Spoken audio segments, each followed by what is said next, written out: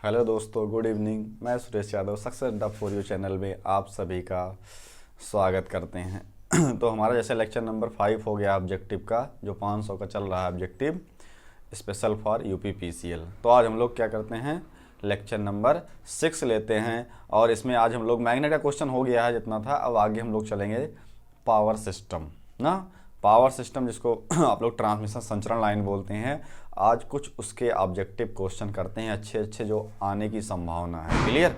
तो आप लोग क्या करिए, एक बार वीडियो को शेयर कर दीजिए और सभी लोग जल्दी जल्दी लाइव आ जाइए। हम लोग बेहतरीन बेहतरीन क्वेश्चन के साथ अपने सेशन को स्टार्ट करते हैं। ठीक, तो आप लोग एक बार शेयर कर दीजिए और सभी लोग लाइव आ जाइए। हम लोग क्वेश्चन को स्टार्ट करते हैं। तो हमारा क्वेश्चन नंबर आज का क्या है, कितना हुआ है, 85 हो गया है।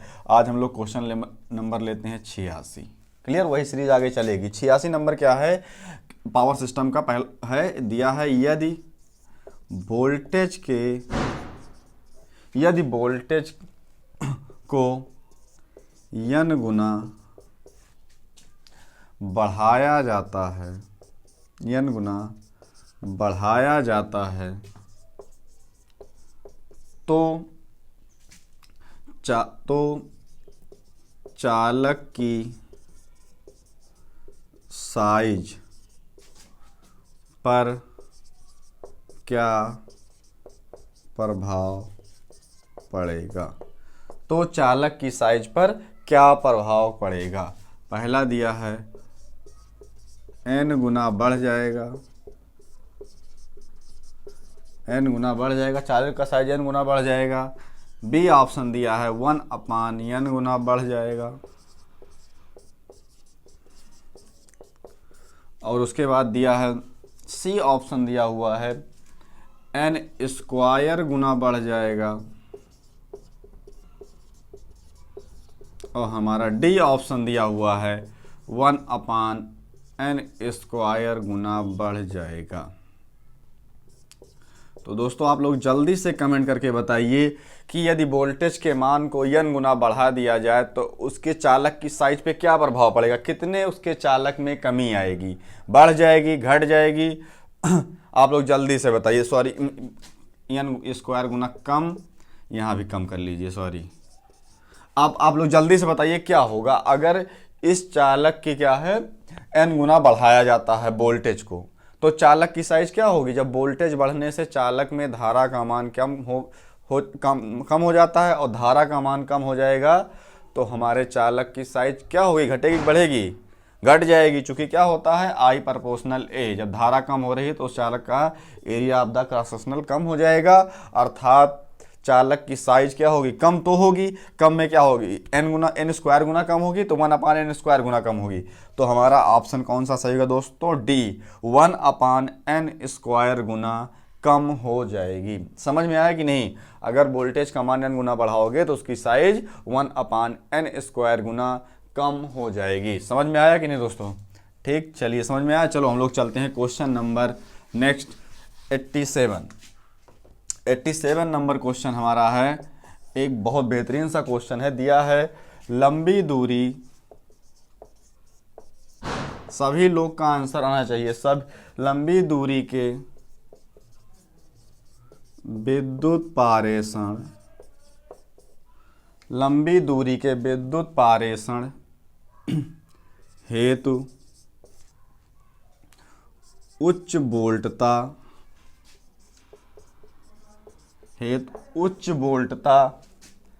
का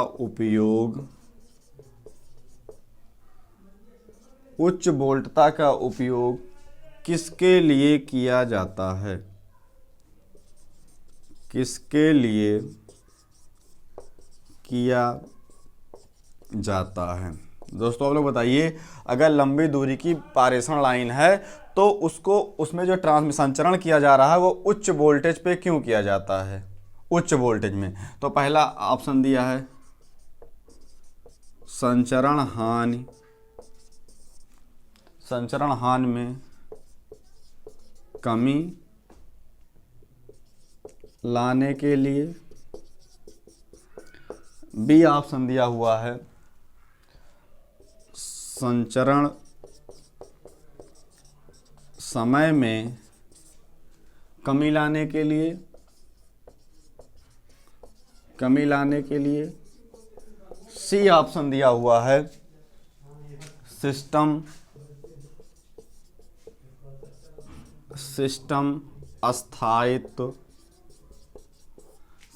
स्थायित्व में वृद्धि। डी ऑप्शन दिया हुआ है नोटा। क्लियर दोस्तों, समझना। कह रहा कि हमारी एक लाइन है जो लॉन्ग ट्रांसमिशन है। क्लियर, अगर एक लॉन्ग ट्रांसमिशन लाइन है तो उसमें जो हम लोग ट्रांसमिशन करते हैं उस वोल्टेज का, वो हाई वोल्टेज पे क्यों किया जाता है।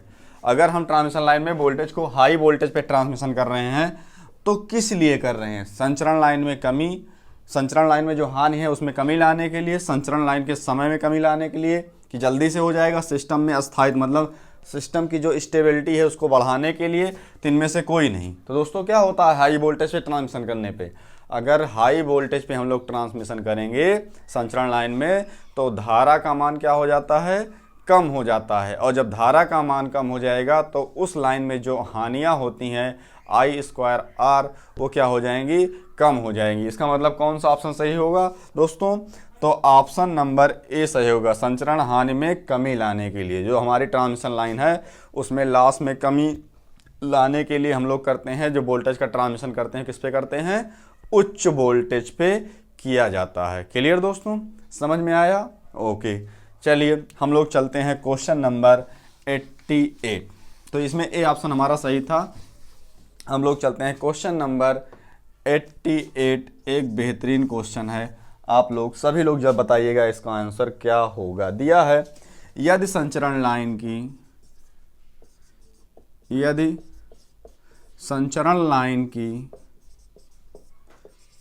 की लंबाई 310 किलोमीटर है, यदि संचरण लाइन की लंबाई 310 किलोमीटर है तो लाइन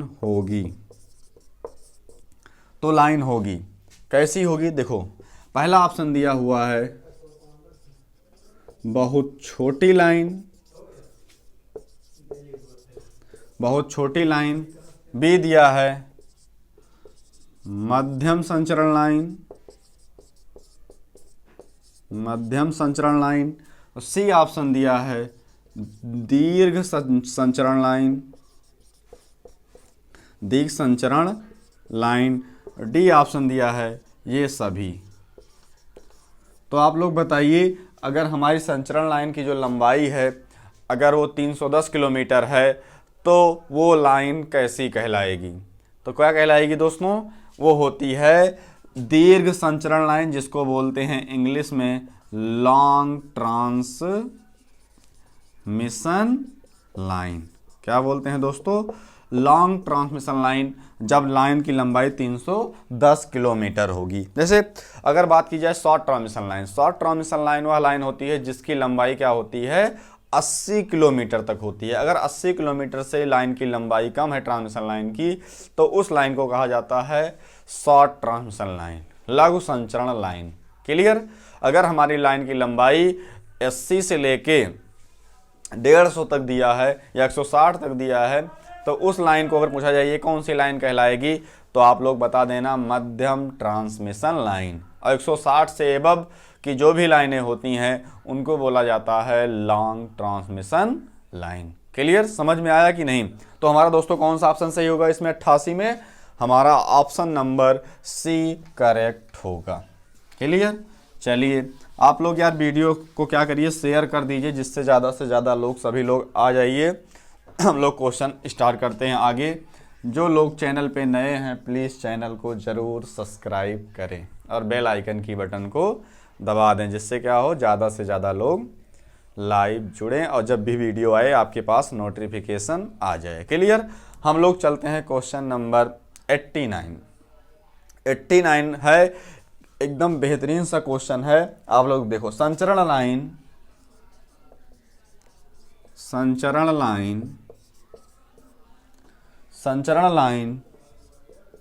जो कि मुख्य संचरण लाइन मुख्य संचरण लाइन, मुख्य संचरण लाइन से किसी भी सिरे में या सिरे से पोषित है या फीड है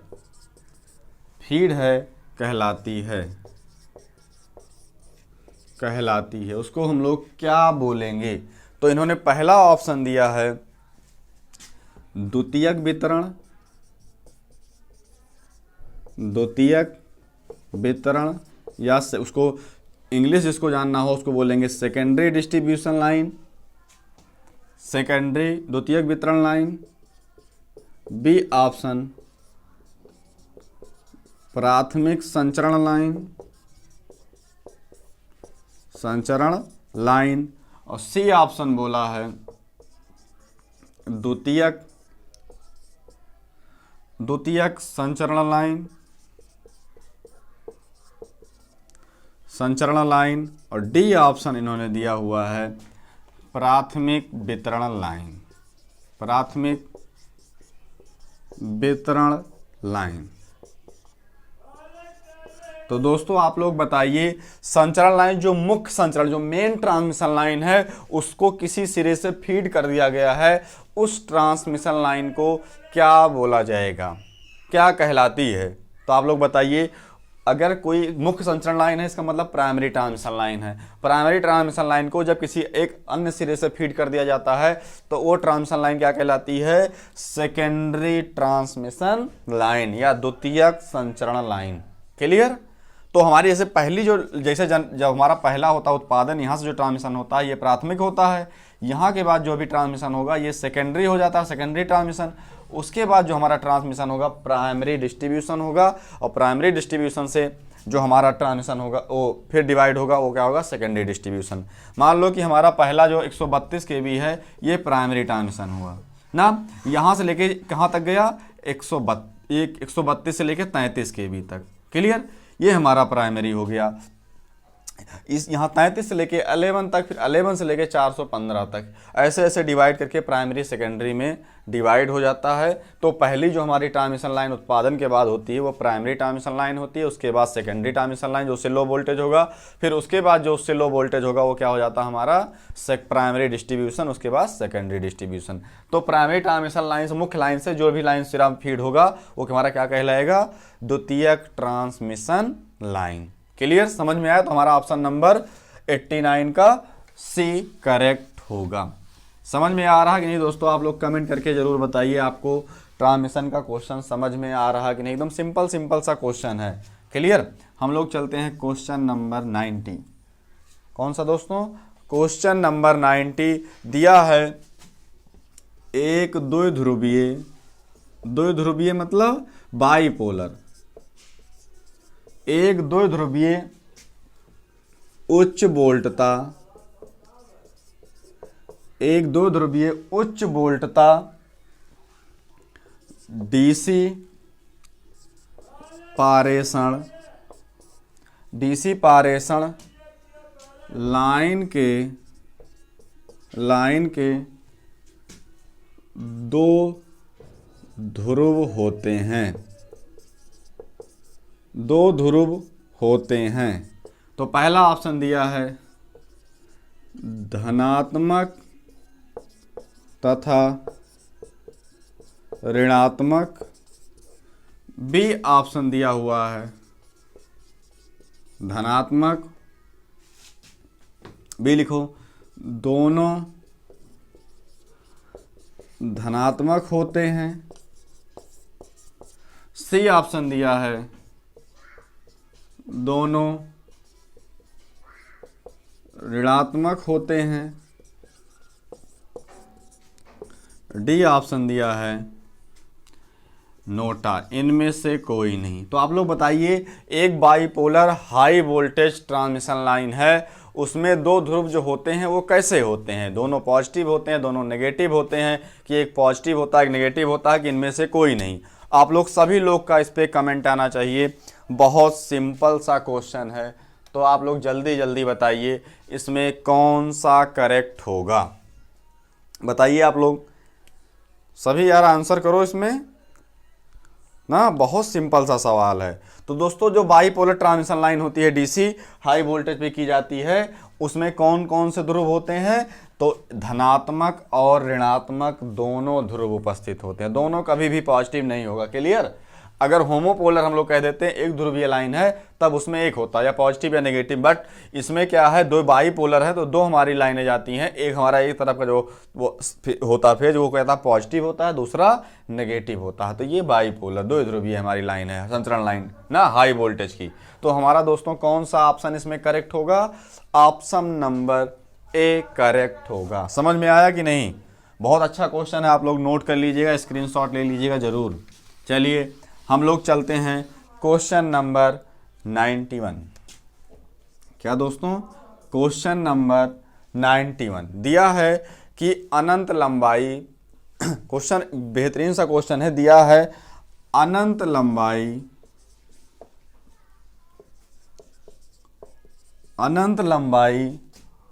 वाले लाइन की इनपुट प्रतिबाधा, अनंत लंबाई वाले लाइन की इनपुट प्रतिबाधा होती है। कितनी होती है? अनंत लंबाई अगर कोई ट्रांसमिशन लाइन है तो उसकी प्रतिबाधा कितनी होती है? दिया है 0 होती है, बी ऑप्शन दिया है Z0/2 होती है, सी दिया है Z0 होती है, और डी ऑप्शन दिया हुआ है अनंत होती है। क्लियर? तो आप लोग बताइए, अगर एक इनफाइनाइट लेंथ की कोई ट्रांसमिशन लाइन है, हमारी लाइन है अनंत लंबाई की, तो उसकी प्रतिबाधा क्या होती है? इनपुट प्रतिबाधा किससे दिखाते हैं? तो दोस्तों दिखाते हैं Z0 से। बहुत अच्छा क्वेश्चन है, किससे दिखाते हैं? Z0 से प्रदर्शित किया जाता है। क्लियर? चलिए हम लोग चलते हैं क्वेश्चन नंबर 92। समझना, क्वेश्चन नंबर 92 एक बेहतरीन बहुत पॉपुलर क्वेश्चन है, इसमें सभी का आंसर आना चाहिए। लिखा है विद्युत शक्ति तंत्र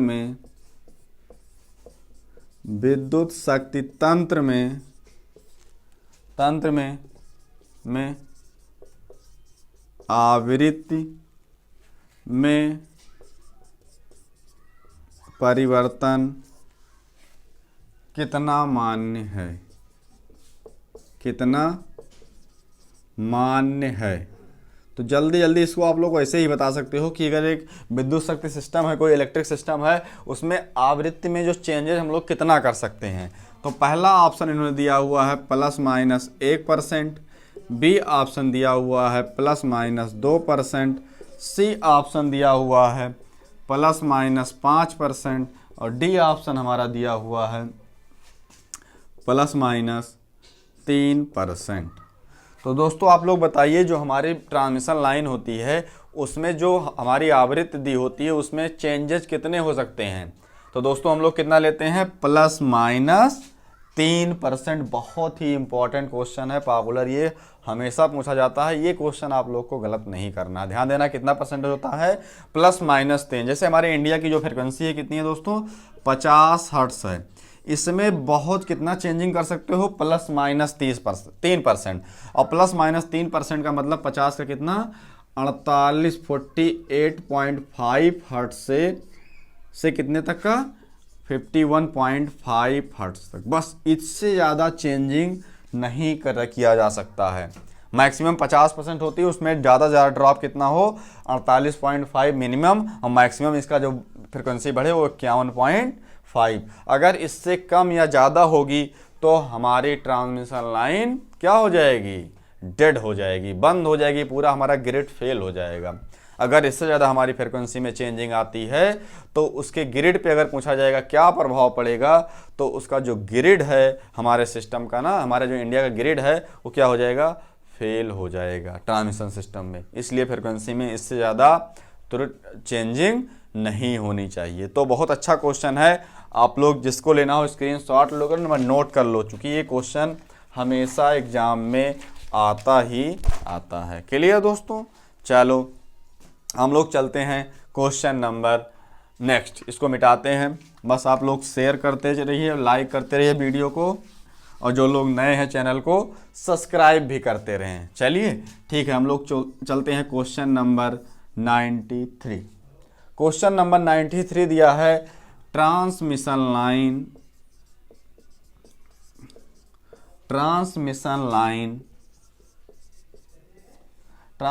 लाइन की कोई भी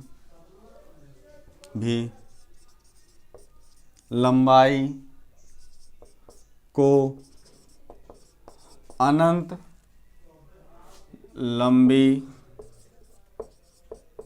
लाइन माना जा सकता है। क्लियर? ये बताओ, अगर ट्रांसमिशन लाइन कोई भी लंबाई की लाइन हो, उसको अनंत लंबाई की लाइन कब माना जा सकता है? पहला ऑप्शन दिया है कि लाइन के एक सिरे को खुला छोड़कर, अगर लाइन के एक सिरे को, चाहे कोई भी सिरा, एक सिरा उसका खुला छोड़ दो तब माना जा सकता है। पहला ऑप्शन दिया है। बी ऑप्शन दिया है लाइन के अंत में शॉर्ट सर्किट करके। सी ऑप्शन दिया हुआ है लाइन में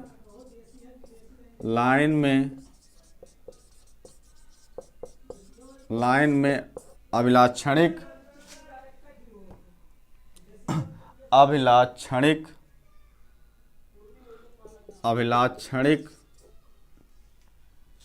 इम्पीडेंस को समाप्त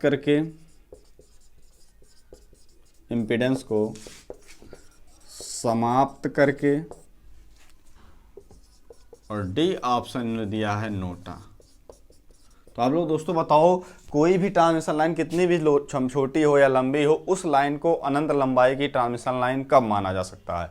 जब उस ट्रांसमिशन लाइन का एक सिरा ओपन छोड़ दो, या फिर अंतिम सिरा उसका क्या कर दो, शॉर्ट सर्किट कर दो, या फिर जो लाइन का हमारा जो इम्पीडेंस है उसको समाप्त कर दिया जाए। और डी ऑप्शन दिया इनमें से कोई नहीं। तो कौन सा दोस्तों सही होगा? लाइन का अभिलाक्षणिक जो उसका इम्पीडेंस है उसको समाप्त कर दो कि उस ट्रांसमिशन लाइन को अनंत लंबाई की माना। चूँकि अब चाहे जितनी लंबाई लाइन की बढ़ाते जाओगे, चूँकि इम्पीडेंस खत्म हो गया, प्रतिबाधा है नहीं, तो उसको अनंत लंबाई की लाइन माना जा सकता है। क्लियर है कि नहीं दोस्तों? तो हमारा दोस्त 93 क्वेश्चन का 93 का कौन सा ऑप्शन सही होगा दोस्तों? हमारा सी ऑप्शन करेक्ट होगा। क्लियर? हम लोग चलते हैं question number next, question number 94। एक बेहतरीन क्वेश्चन ऐसे करते रहेंगे। Question number 94। क्वेश्चन नंबर 94 में क्या दिया हुआ है? Transmission line. देखो दिया है ये यूपी पीसीएल में आया हुआ क्वेश्चन है। ट्रांसमिशन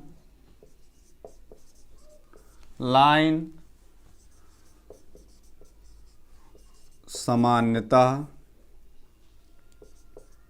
सामान्यतः प्रचालित होती है।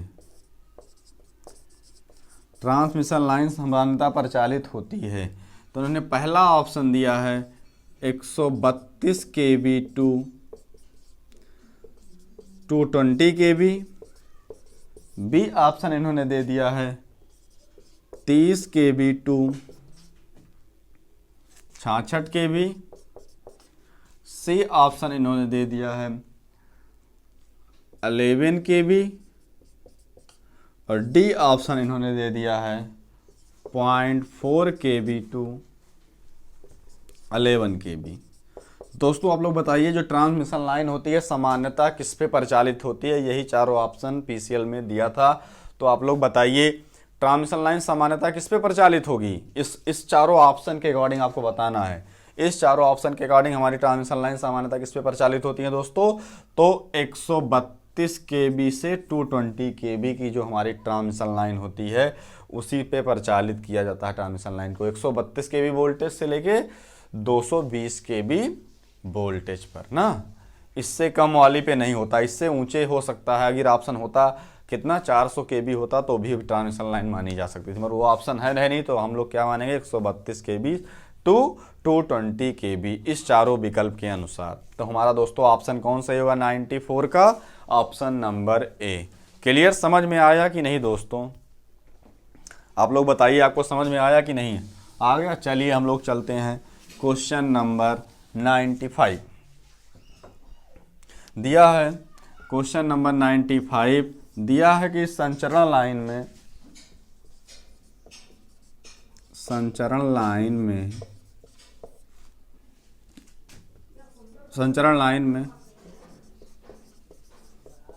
प्रभावकारी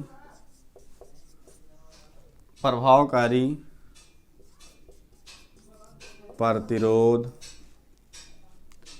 कैसे बढ़ता है। क्लियर, संचरण लाइन में प्रभावकारी प्रतिरोध कैसे बढ़ता है। दिया है पहला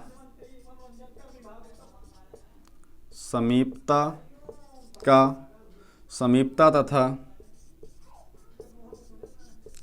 त्वचीय प्रभाव, समीपता एवं त्वचीय प्रभाव। बी ऑप्शन दिया हुआ है कोरोना प्रभाव।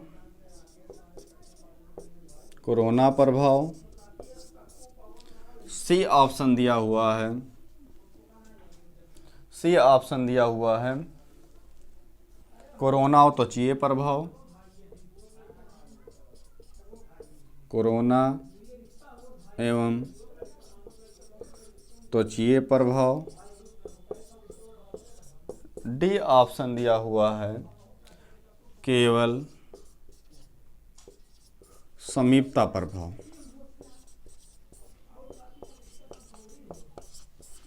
तो बताइए दोस्तों, संचरण लाइन में जो उसका इफेक्टिव रेजिस्टेंस किसके प्रभाव के कारण बढ़ जाता है। बहुत अच्छा, बहुत इंपॉर्टेंट क्वेश्चन है।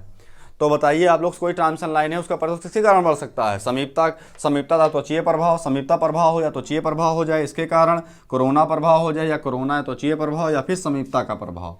तो दोस्तों इसमें हमारा कौन सा ऑप्शन सही होगा? हमारा ए ऑप्शन करेक्ट होगा। क्लियर, ए ऑप्शन क्या होता है इसमें दोस्तों? करेक्ट होता है। समीपता तथा त्वचीय प्रभाव ना, समीपता मतलब होता है प्रॉक्सिमिटी इफेक्ट प्रभाव, और इसके त्वचीय प्रभाव का मतलब होता है स्किन इफेक्ट। अगर हम लोग बात करें समीपता के प्रभाव की बात करें, जिसको हम लोग बोलते हैं प्रॉक्सिमिटी इफेक्ट, इस प्रभाव के कारण क्या होगा? दो प्रभाव हो जाते हैं इसके अंतर्गत। अगर हमारा दो चालक तार है, दोनों एक दूसरे के समांतर में हैं और दोनों में सेम दिशा में धारा जाएगी, तो क्या होगा? उन धाराओं के बीच में आकर्षण होगा ना। अगर पूछा जाए दो समांतर में चालक हैं, उसमें अगर धारा जाएगी तो क्या होगा? उस दोनों चालकों में सेम दिशा में अगर धारा जाएगी तो उन चालकों के बीच में क्या होगा दोस्तों? आकर्षण होगा। और इनके बीच जब आकर्षण होगा तो इस कंडक्टर का जो बाहरी सिरा होगा दोनों कंडक्टर का, उधर प्रतिरोध या प्रतिबाधा का मान बढ़ जाएगा और धारा इनर सरफेस से होके प्रवाहित होगी। इसका मतलब क्या हुआ? रेजिस्टेंस बढ़ गया कि नहीं? किस साइड? Outer side. कंडक्टर के आउटर साइड में धारा बढ़ गया। कब? जब दोनों चालक समांतर में स्थिर थे, दोनों में धारा की दिशा जो थी वह क्या थी दोस्तों?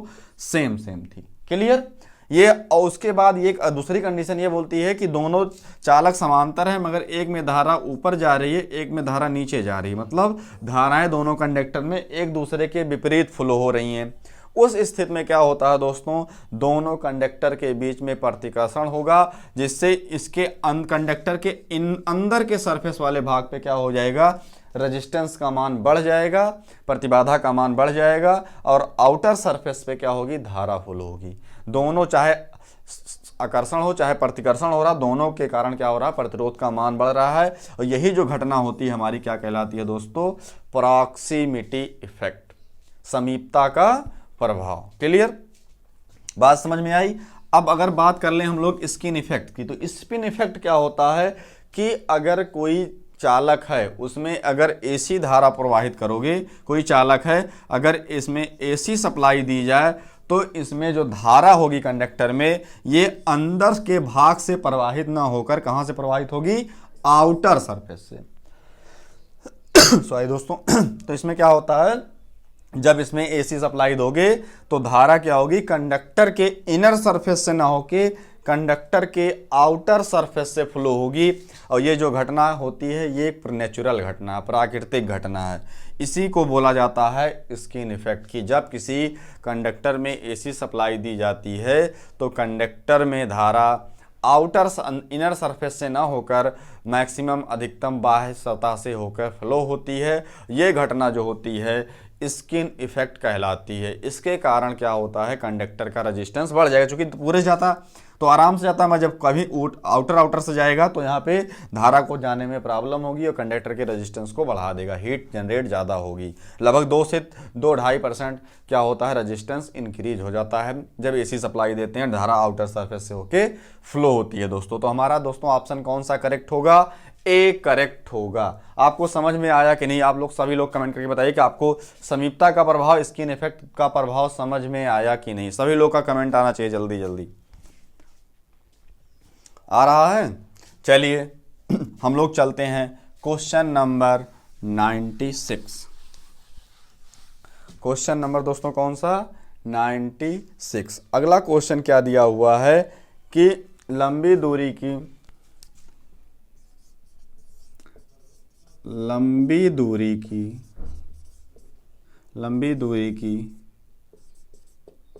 संचरण लाइन हेतु वोल्टता का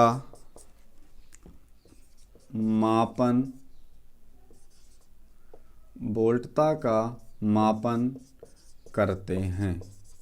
किसमें करते हैं, तो इसमें दिया है पहला वोल्ट में, बी ऑप्शन दिया हुआ है मिली वोल्ट में, सी ऑप्शन दिया है किलो वोल्ट में, डी ऑप्शन दिया हुआ है माइक्रो वोल्ट में। दोस्तों आप लोग बताइए कि अगर लंबी दूरी की संचरण लाइन है तो उसको किस में मेजर करते हैं, सभी लोग जानते हैं केवी में ना, केवी में, किलो वोल्ट में। क्लियर दोस्तों, किलो वोल्ट में कन्वर्ट करते हैं। तो हमारा इसका जो कौन सा 96 है, इसका ऑप्शन नंबर दोस्तों कौन सा सही होगा, सी ऑप्शन करेक्ट होगा। समझ में आया कि नहीं, बहुत सिंपल सा है तो क्वेश्चन था। हम लोग चलते हैं क्वेश्चन नंबर 97 ना, क्वेश्चन नंबर 97। ये क्वेश्चन देखिए बहुत बेहतरीन क्वेश्चन है। दिया है कि 3 फेज एसी, क्वेश्चन लिख देते हैं, 3 फेज एसी आपूर्ति व्यवस्था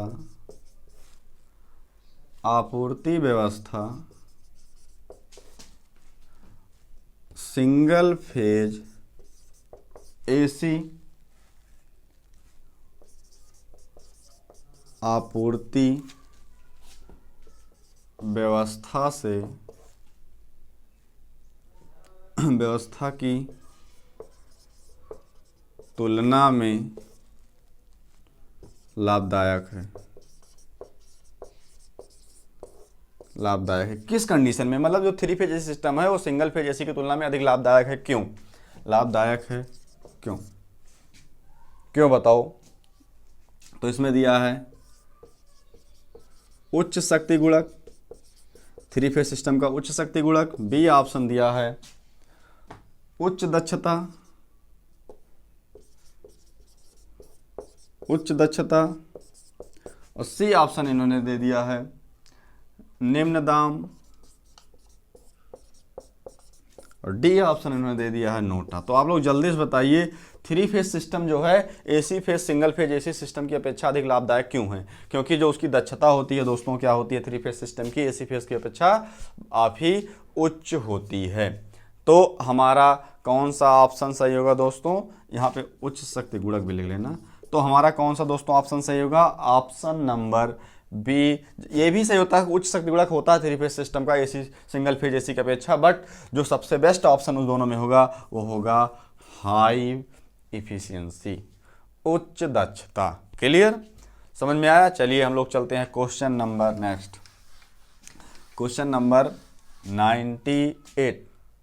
98 एक बढ़िया से क्वेश्चन है, एकदम सिंपल सा है, आप सभी लोग को इसका आंसर करना है। दिया है निम्न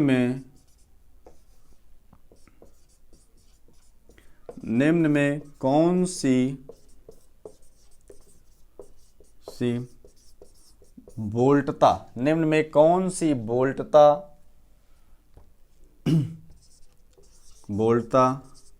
भारत की मानक बोल्टता नहीं है। क्लियर, निम्न में कौन सी बोल्टता भारत की मानक बोल्टता नहीं है। तो इसमें देखो पहला ऑप्शन उन्होंने दिया है 33 kV, इसमें सभी लोग का आंसर आना चाहिए। बहुत अच्छा क्वेश्चन, बहुत सिंपल सा भी है।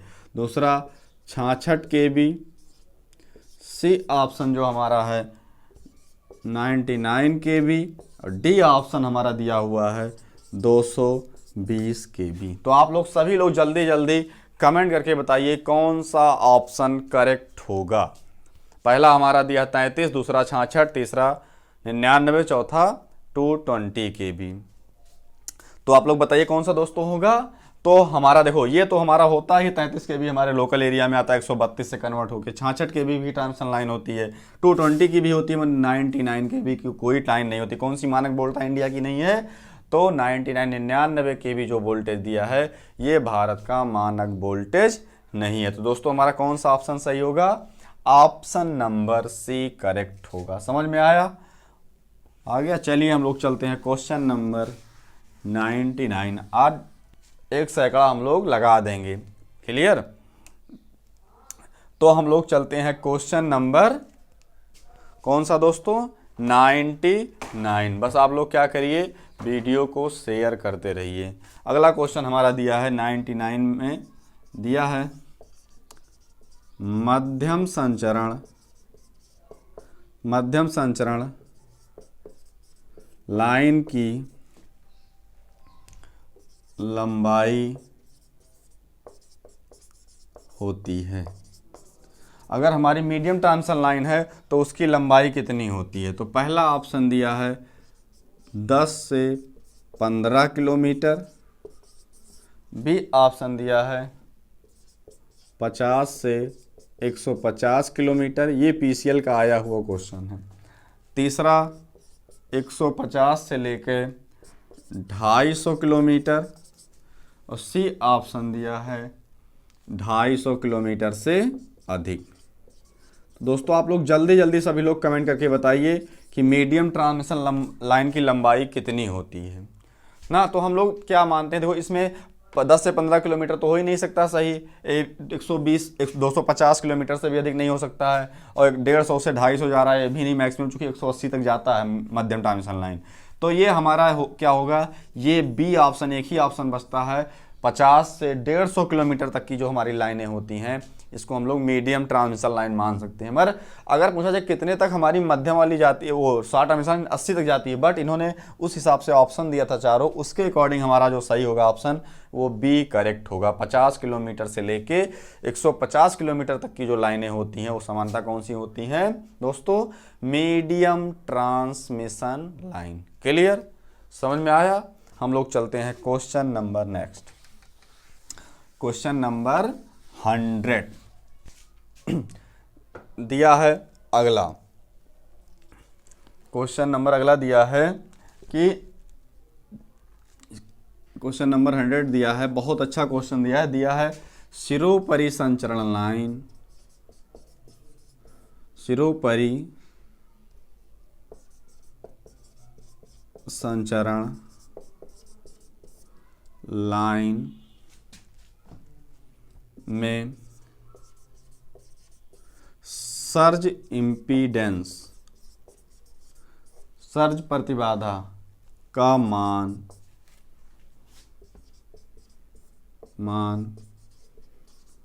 कितना होता है। बहुत अच्छा क्वेश्चन है कि हमारा अगर ट्रांसमिशन लाइन है ओवरहेड ट्रांसमिशन लाइन है उस ट्रांसमिशन लाइन का सर्ज इम्पीडेंस कितना होता है, उसका मान पूछ रहा है। तो पहला दिया है 4 से 6 ओम, बी ऑप्शन दिया हुआ है 50 से 100 ओम, सी ऑप्शन दिया हुआ है 400 से 600 ओम, हमारा डी ऑप्शन दिया हुआ है दोस्तों 700 से